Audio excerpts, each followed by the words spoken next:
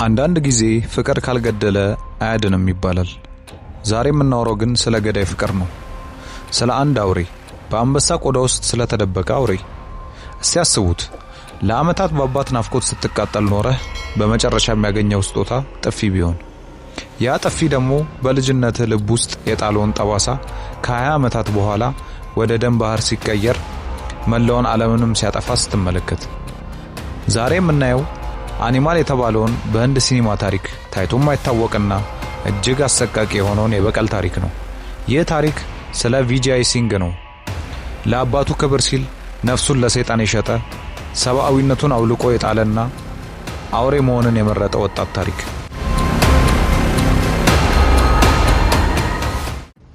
ታሪኩ የሚጀምረው በቪጃይ ልጅነት ጊዜ ነው። አባቱ ባልቢር የህንድ ትልቅ የብረት ፋብሪካ ባለቤት በመሆኑ ለልጆቹ ጊዜ የለውም። ቪጃይ አባቱን ለማስደሰት የማይፈነቀለው ድንጋይ የማይገባበት ጉድጓድ የለም። አንድ ቀን ግን ትልቅ ስህተትን ይሰራል።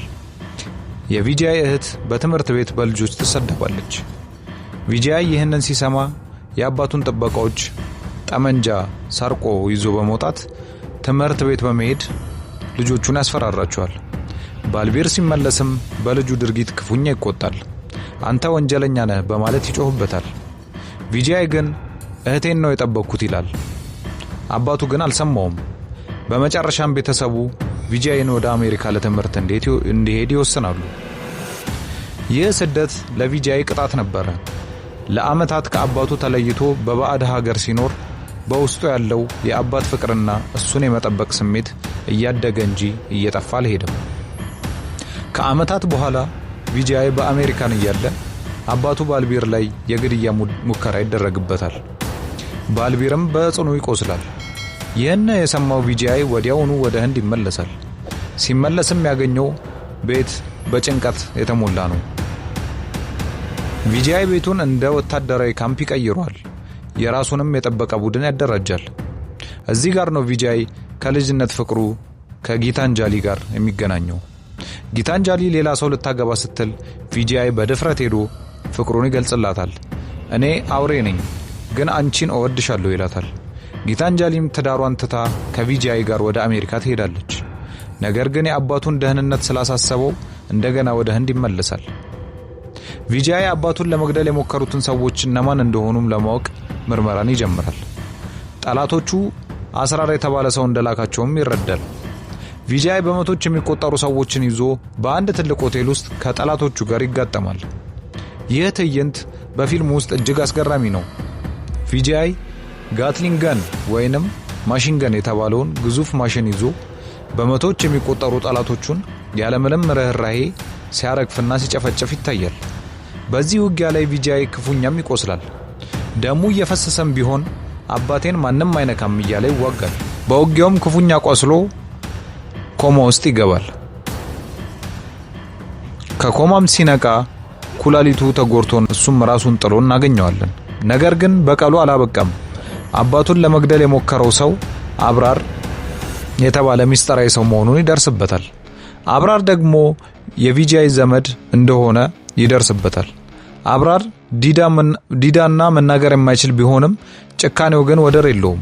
እዚህ ጋር ታሪኩ ወደ ሚስጥር ይቀየራል።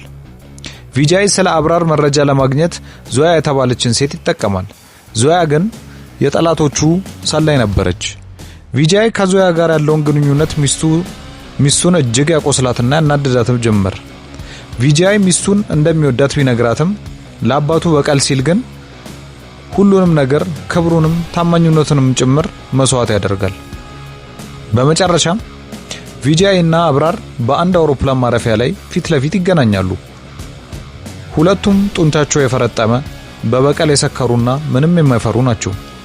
ፍልሚያውም ያለ ምንም መሳሪያ በባዶ እጅ የሚደረግ የሞትና የሽረት ትግል ነው።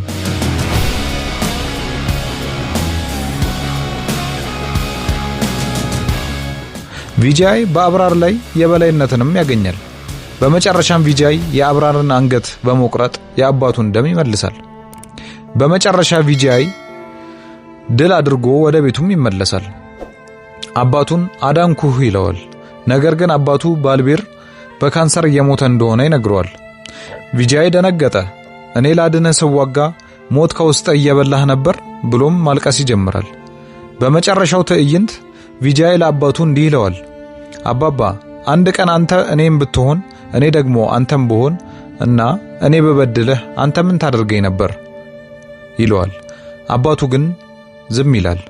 ቪጃይ አባቱን አቅፎ እንደ ሕፃን ልጅ ያለቅሳል። ቪጃይ አባቱን ለማዳን ሲል ራሱን አውሬ ሆኗል። ነገር ግን አባቱ በሰላም ሊሞት አልቻለም። ፊልሙ ሲያበቃ ቪጃይ ብቻውን ቀርቷል። ሚስቱ ጥላው ሄዳለች። አባቱም ሊሞት ነው። እሱ ግን አንበሳ ሆኖ ቀጥሏል። ቪዲዮ ከተመቻችሁ ላይክ ማድረጋችሁንና ቻናላችንን ሰብስክራይብ ማድረጋችሁን እንዳትረሱ።